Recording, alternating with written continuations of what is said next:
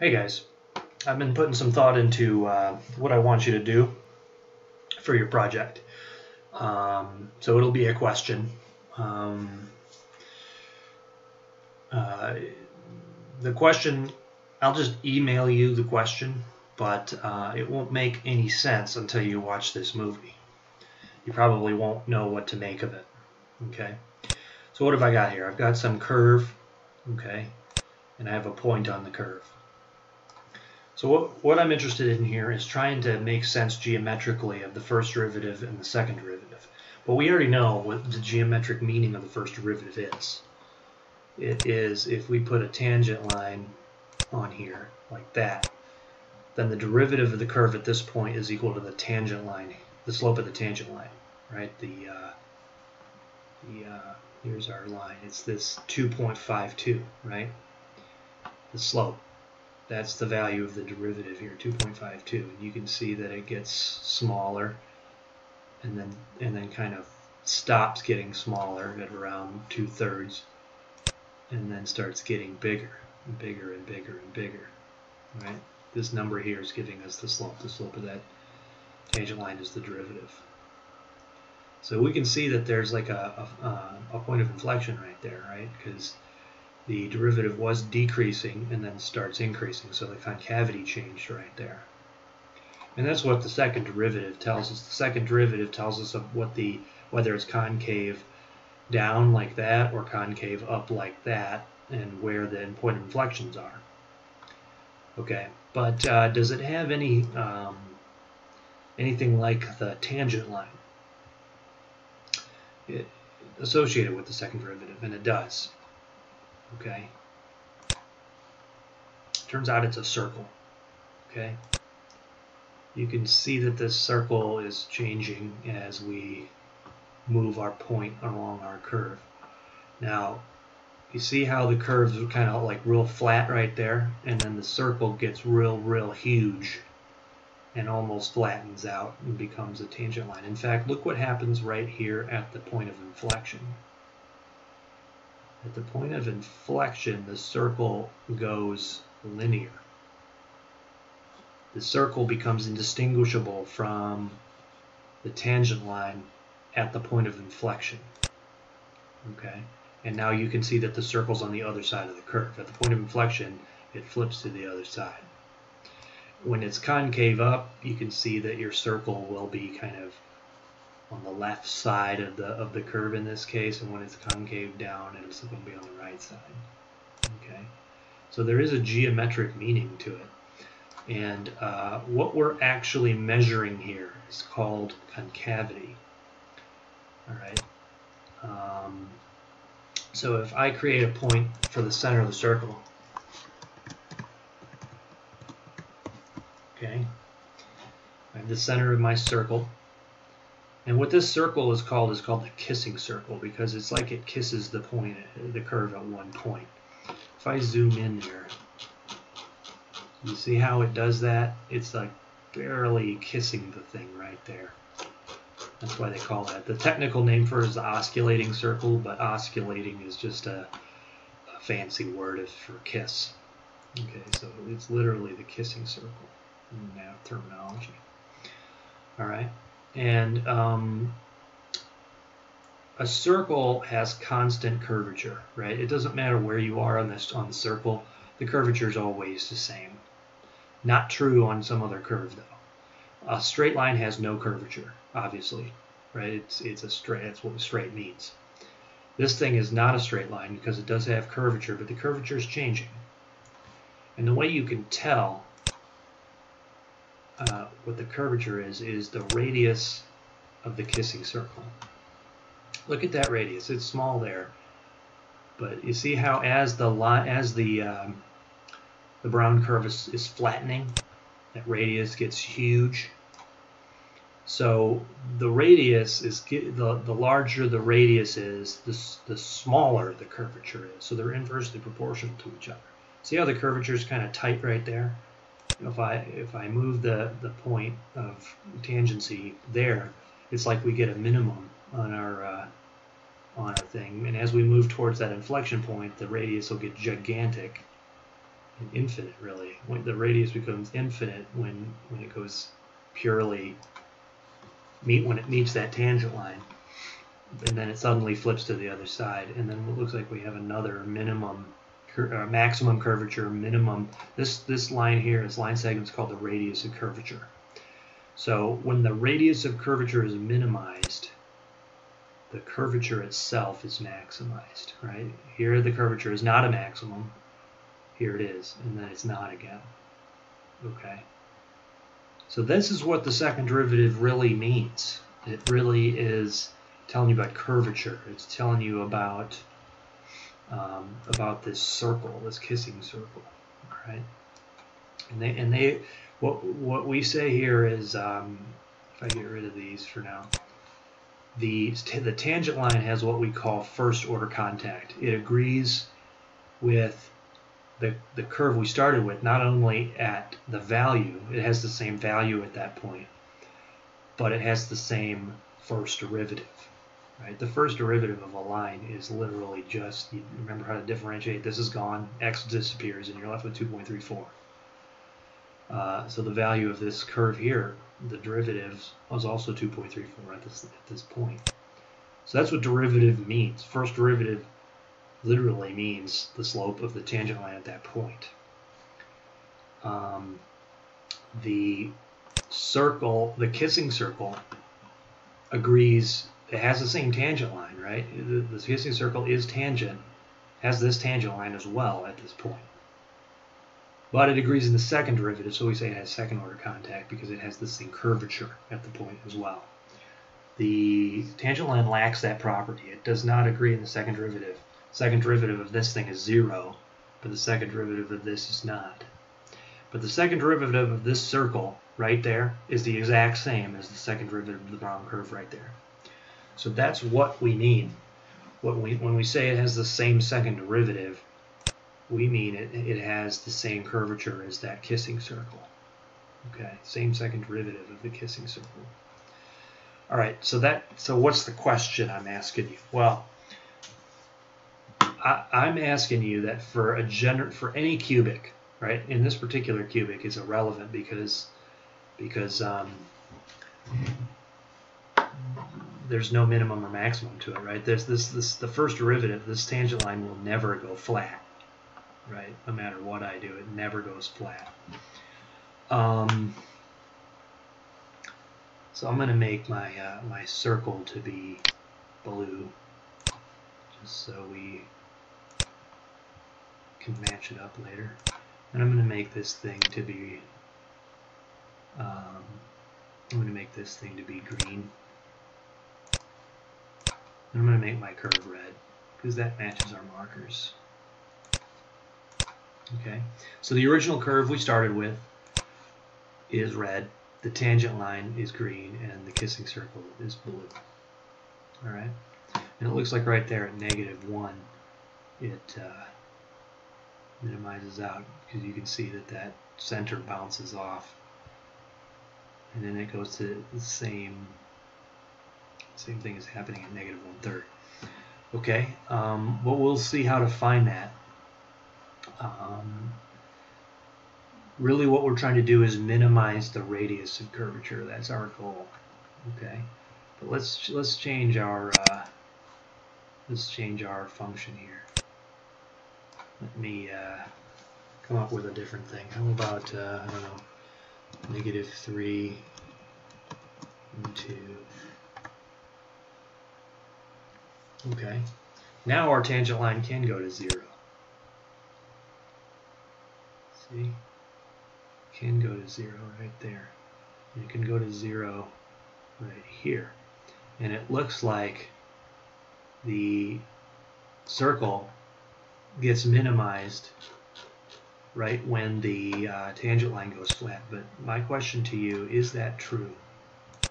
Is it true that when the tangent line, when you have a minimum or a maximum on a cubic, any cubic, is that the point of maximum curvature?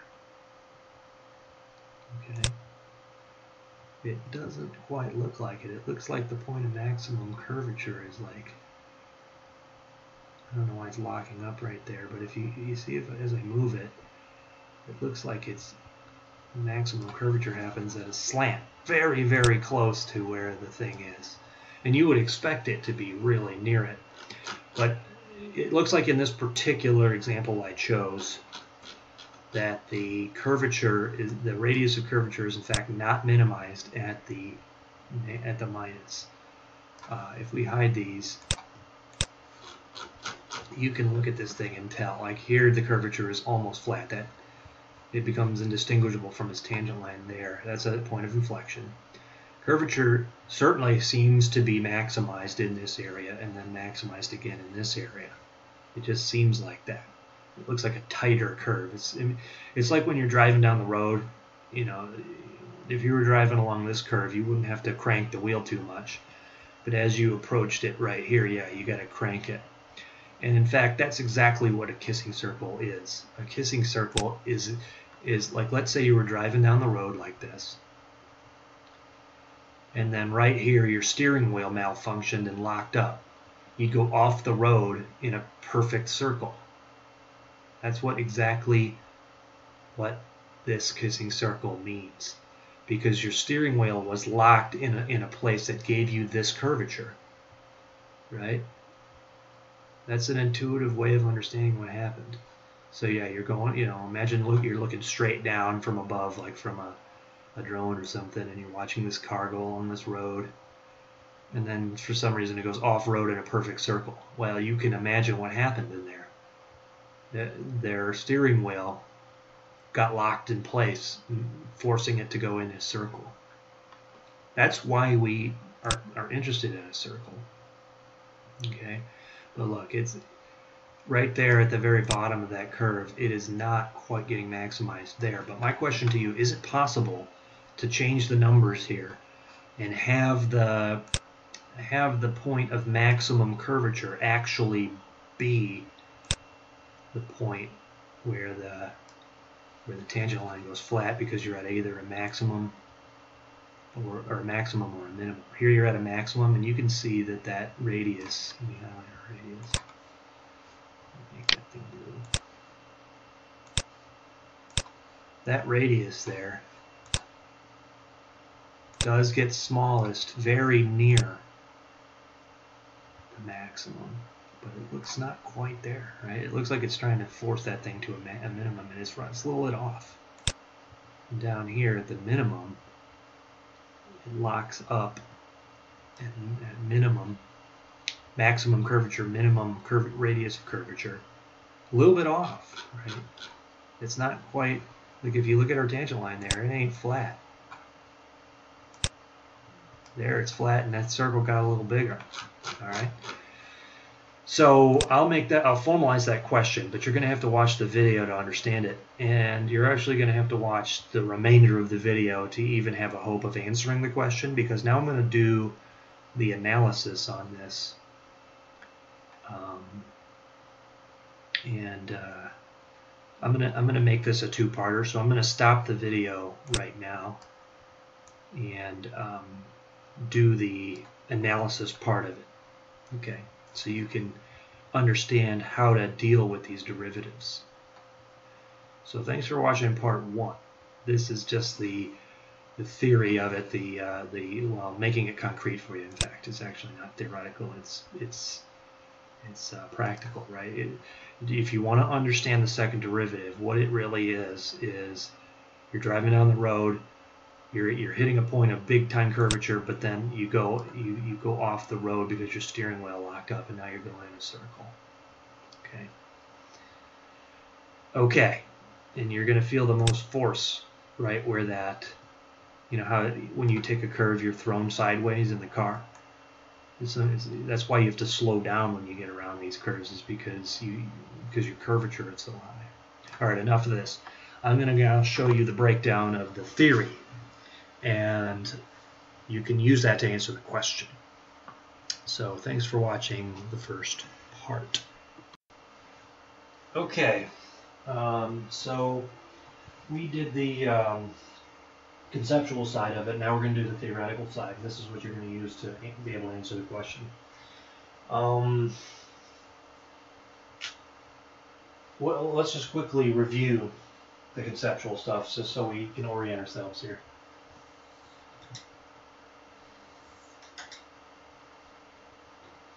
So we're in XY space, obviously.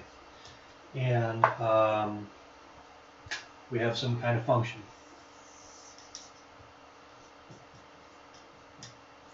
Right? It's a function. Passes the vertical line test. Right? Okay. Then what did we do? We got a tangent line, right? Let's go off of here. It's our tangent line. Then we found the kissing circle.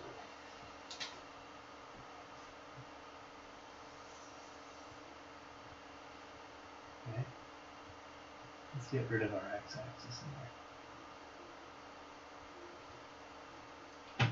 This thing has a radius and a center, which we denote HK.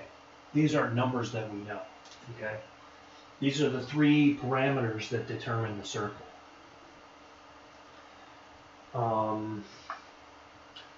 So the question is now, this point up here lies on all three curves. It lies on the red function, the green tangent line, and the blue kissing circle. And we know, so let's just say that the x-coordinate of it is x naught, and the y-coordinate would then be f of x naught. So this is the breakdown of what's going on. So what's the relationship between r, h, and k? Well, the thing to notice is that there is a right triangle we can form right there. And this point down here, where those two sides meet, has the same x-coordinate as this, but the same y-coordinate as this. So that's x naught times k. And so the length of this, you just subtract the x-coordinates. So this thing here would be h minus k, or h minus x. And this would be y minus, y minus k. So what ends up happening is you get a Pythagorean theorem relationship between those things. So we end up getting x minus h squared plus y minus k squared equals r squared.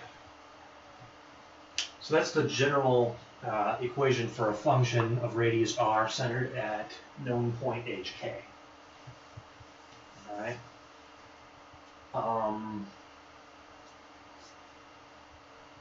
So the radius, and the center are determined somehow by the red function. So we need to figure out how to find the center and the radius of the circle to get this equation. X and y is a point on the circle. So like this point right here could be xy, or our red point is on the circle. But it's just xy is an ordered pair on the circle. Alrighty. So what do we know? Well, we do know that x naught and f of x naught is a solution to this, I think we just said. But we also know that the circle and the red curve have the green tangent line in common, which means they agree in the first derivative. So let's find the derivative of our circle and go from there. So here, if this is a function of x, so we're going to be differentiating with respect to x. This thing is, h is a constant, k is a constant, and r is a constant. They don't depend on x and y in general. So this thing is just a straight up chain rule. So it'll be 2x minus h from the power rule and then times 1. So that's it. This thing, you power rule it on the outside, and then the derivative, you always multiply by the derivative of the inside, which is just y prime in this case. this goes to 0. And the derivative of a constant is 0. Okay, so what we're going to do here is subtract. We're going to solve for y prime. So we're going to subtract this and divide by this. So the 2's would cancel, and we're going to get a negative fraction. So y prime is negative that over that. Okay, that's a fundamental relationship that we're going to want to keep. So I'm going to put that over here.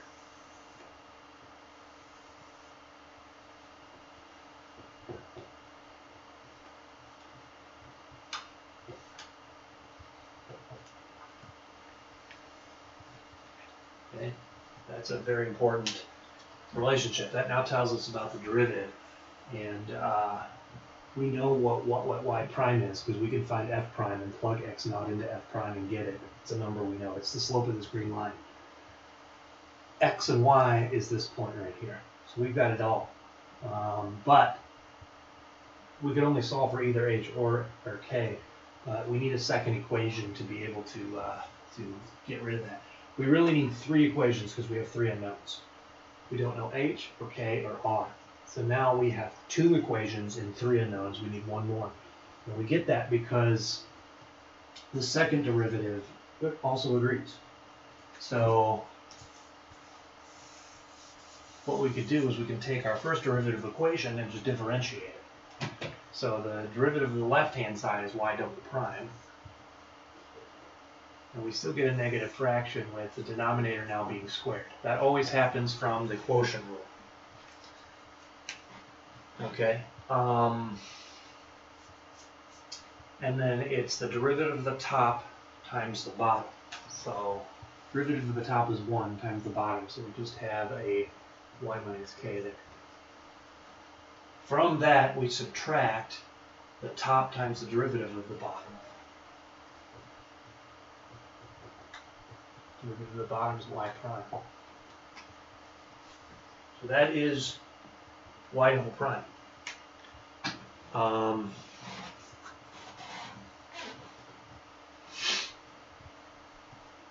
So what can we do? Well, I'm going to take one of these factors. There's 2 factors of y minus k, and I'm going to distribute it into the numerator. So if I divide y minus k by y, one of these, I get 1. Okay. So I'm leaving one of them down there, and I'm only sending 1 in. That turns into a 1. Now if I divide negative x minus h by y minus k, what do I get? I get y prime. So this is really plus y prime, right? There was already a y prime there, and I just created a new one. So this gives us what y double prime is in kind of a nice way. So we can say that y double prime is negative 1 plus y prime squared over y minus k.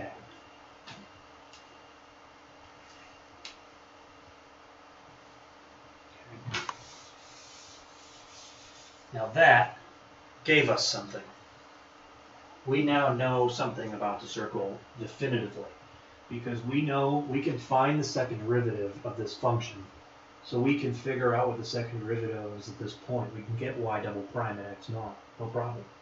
So we have this number. It's a known number. It's telling us the concavity there.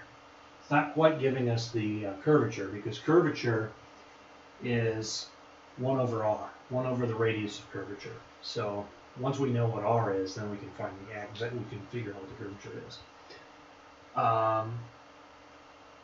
So we've got this number though.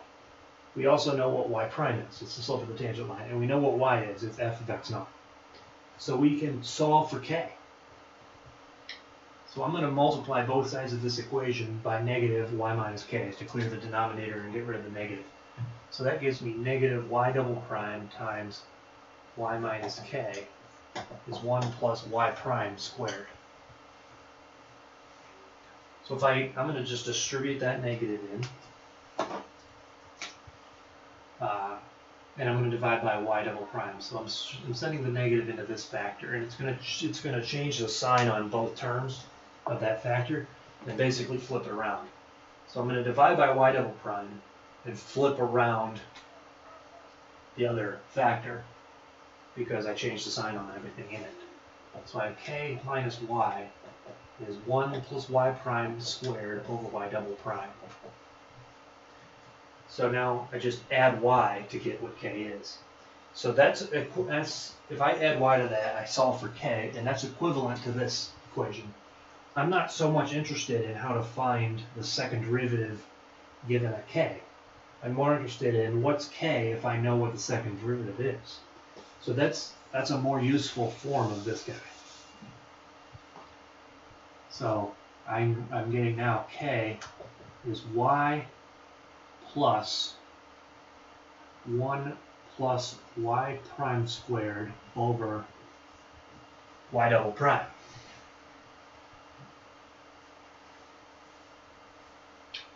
Now I know it. I got that y coordinate.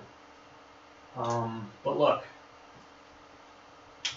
to get the x coordinate, I can substitute that in for k. I know what x is. X is x naught. I know what y is. It's f of x naught. And I know what y prime is. It's the slope of the tangent line. I have all that stuff. And I have k. So that isolates h by itself as the only unknown, so I'll just solve for it.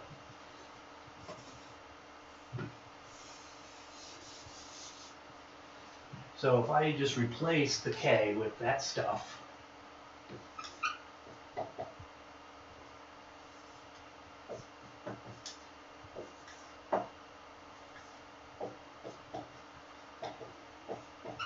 I get this.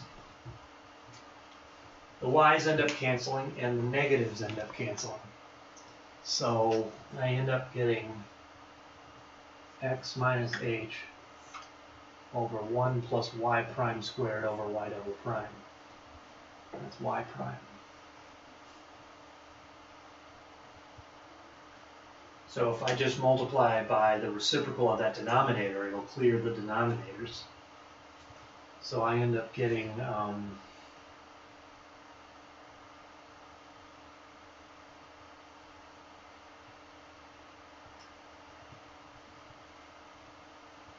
hold on, no. I want to multiply both sides by this denominator, not by the reciprocal. I want to clear the denominator. The denominator were 2, I multiply both sides by 2.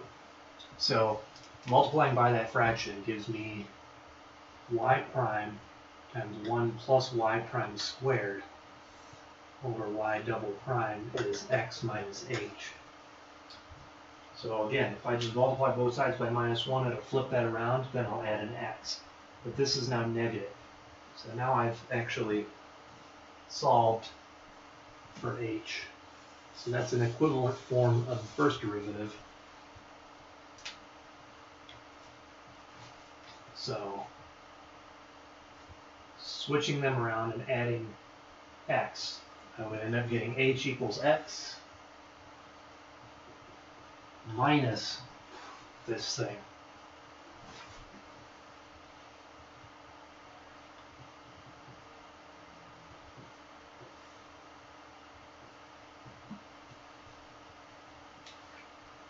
Now I've got my center.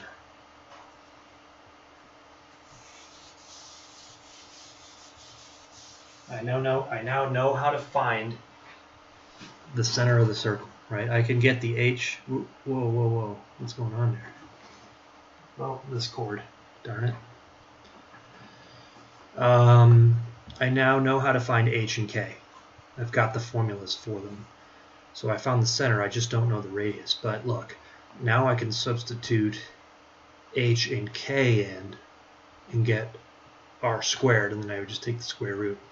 But let me point something out. If we're trying to minimize r, isn't it the same as minimizing the square of r? So let's just keep that in mind.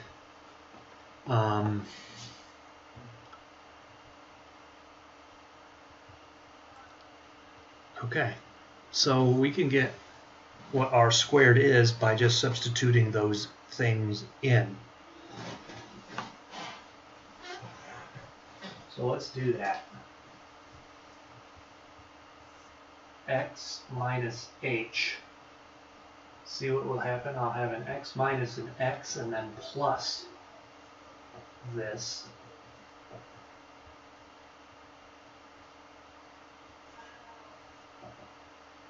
Squared plus y minus k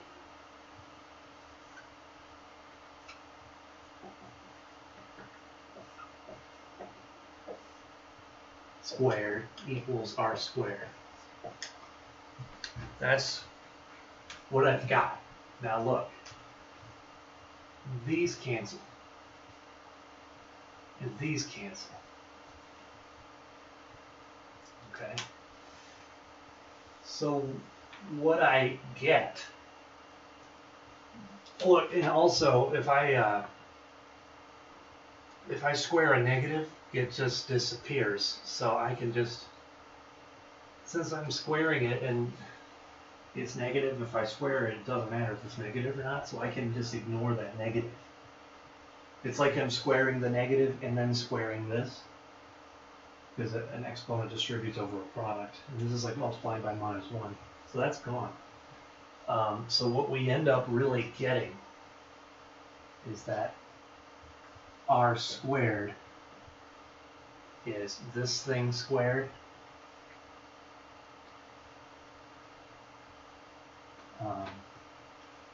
a simpler way of writing it.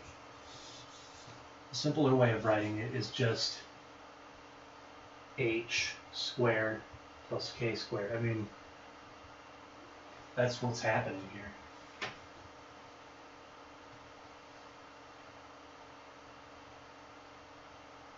It's not h squared plus k squared. It's almost like that. I'm just gonna write it like this. Y prime 1 plus y prime squared over y double prime squared plus this without the minus.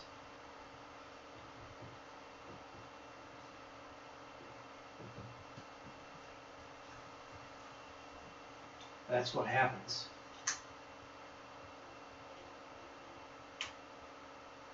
Okay. There's a little bit of algebra that we can do with that.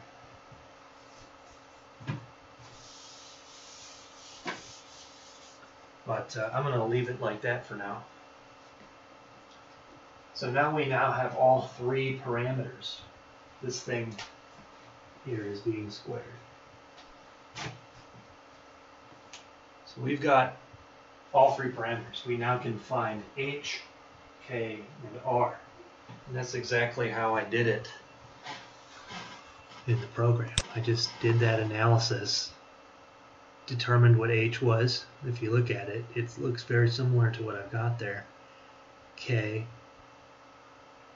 it's just x plus 1 plus the derivative squared all over the second derivative. And then r squared is looks like I made it into a simplified expression. So let's see what we can do. Let's see if we can make that into a simplified expression, because we can. Look at what's going to happen here. If I just square everything here, I get y prime squared 1 plus y prime squared squared over y double prime squared. I just squared all three factors there. And I'm going to have a common denominator here. And then this is just 1 plus y prime squared squared, without that y prime in front of it. So I have a common denominator of y double prime squared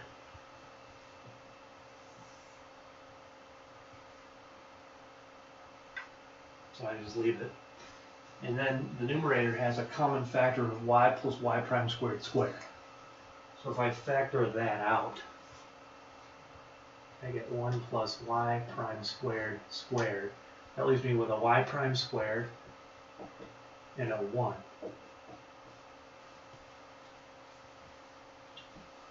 And then, of course, this is the same factor, just switched around, so it's to the third power. So that's a better way of writing r squared.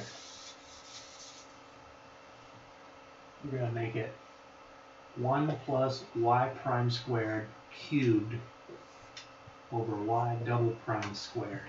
That is r squared in a more concise form. And that's how I defined r in the program, right? It's 1 plus, oops, I'm hitting that wire again. 1 plus y prime squared cubed over y double prime squared. That's what r squared is in this formula. And you can see it works no matter what I do. It clearly works. So the analysis must be right. Like this program is kind of proving it. Okay. Okay. So these are the main equations that we have. And that is the entire breakdown. We now know how to find the center and the radius of our kissing circle. Okay. Now what we're trying to do here is to minimize the radius of curvature. So we know how to do that. We have to find its derivative, set it to 0, and so on. So let's take this equation that we have.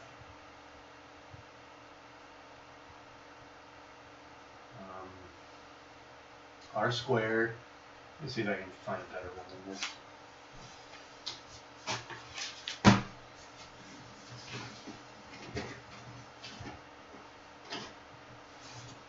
Hopefully this one's better. Okay. There we go. R squared equals 1 plus y prime squared cubed over y double prime squared. Okay. So if we want to differentiate this, we can leave it like that and just differentiate implicitly. So if we treated r as a function of x, because that's what we want to do. So differentiating both sides. If I just hit each side with a differential operator here, this becomes 2r r prime. And this one's a quotient rule here. So it's the derivative of the top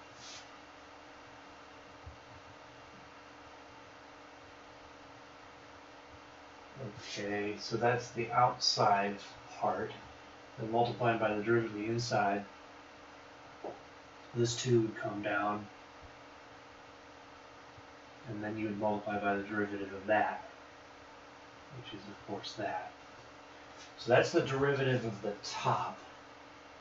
Let's move this down here. I'll have more room to write it.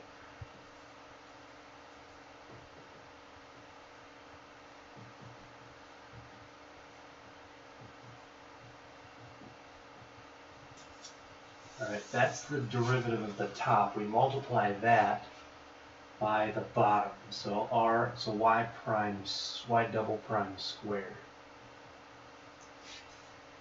Okay. Then we subtract from that the top.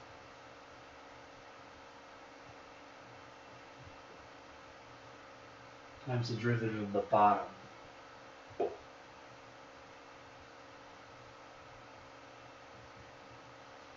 we have the third derivative showing up, and then we just square the bottom.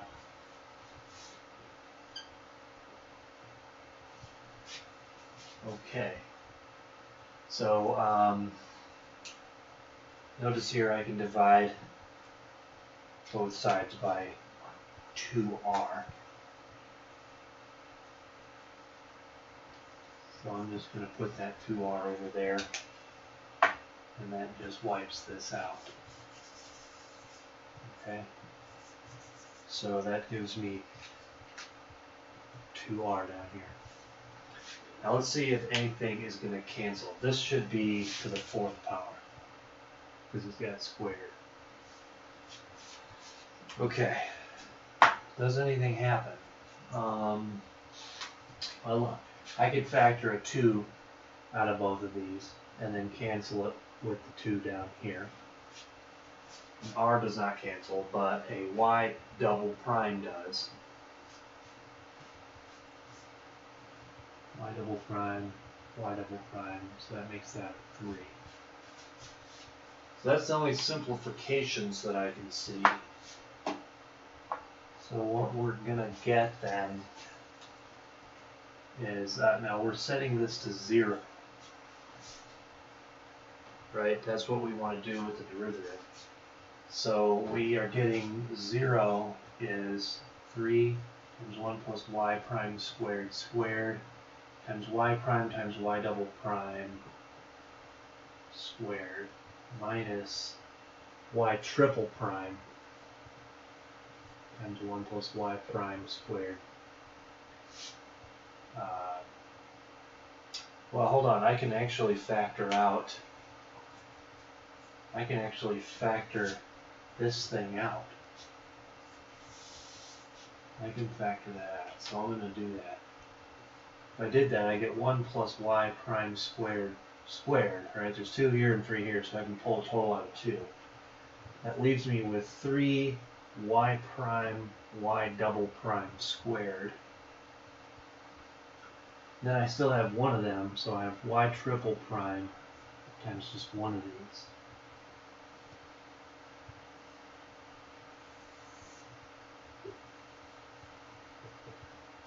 So that's what this thing becomes.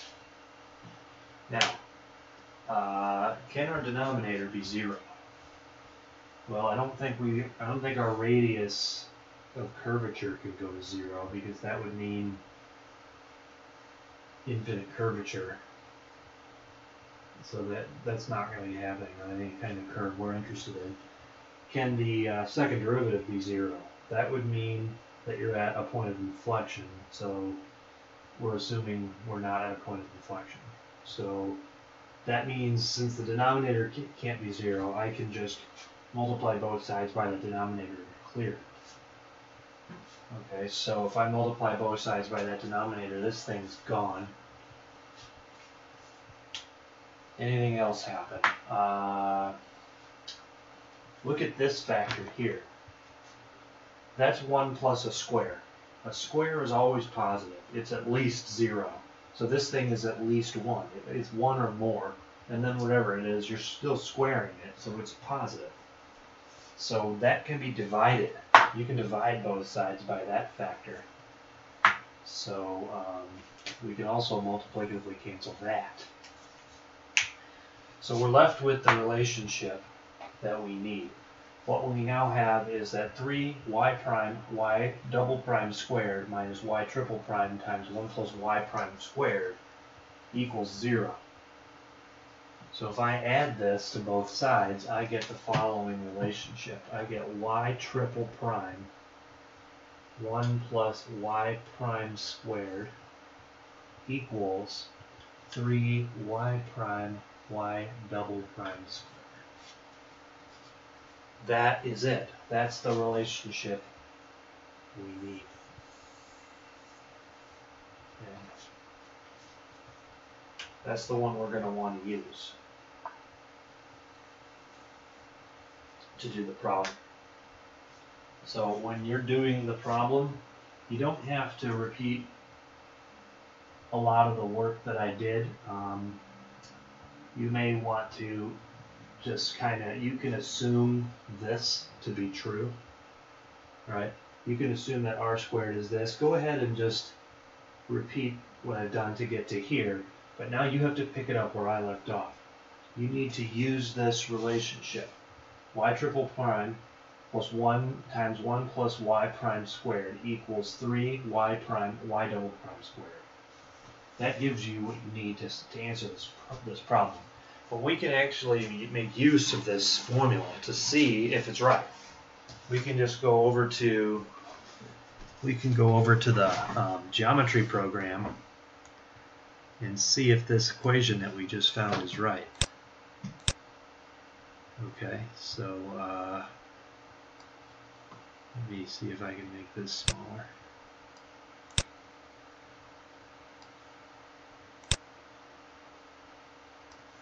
Okay, so we want to try to make use of this. So we think that the minimum is occurring right there, or the maximum curvature is right there and there. So let's see. I'm going to go ahead and figure out where this is happening. So we have this particular function here. Let's see if it lands on the top and bottom or not. So this program is awesome. It comes with a computer algebra system. So you can go ahead and type that equation in down here and have it solve it for x. So that's what I'm going to do. Remember y here, our function is y equals f of x. So y triple prime means f triple prime in our context here. So I wanted to solve this equation in x. So f triple prime of x times 1 plus y, or f prime of x squared. Oopsie, what did I do? I don't know what happened. Sorry. So f triple prime of x times 1 plus f prime of x squared, and then that equals 3f prime of x f double prime of x squared. I want to solve that for x. Okay, so I'm getting two numbers like I expected. They're very weird looking, but let's see what they are. So I'm gonna grab this. Rather than have all this crazy stuff, I'm just gonna take this first number here. I'm gonna just put it down here, and it'll give me a decimal prox for that. 3 point. Looks like I already had it up here, but I'll just delete that one. So we have a 3.8. What is this number here? Yeah, looks like I already did this, so I'm going to delete that. Oops, better not do that. Just killed a bunch of stuff. Okay. Not sure what I did, but I want this number. Put down in here. Okay, so 0.3813, and then this one here, I want the second one.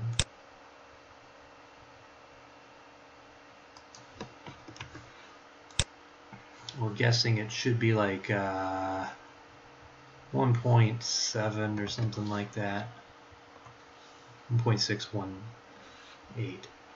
So if I take my point, see this point A here is this, and if I move it around, see what happens. So I'm going to force the x-coordinate to be 0.3813, and we should see it move over to the point of maximum curvature. Yep. See how that tangent line isn't flat? What if I forced it to be what was that other one? 1.66187.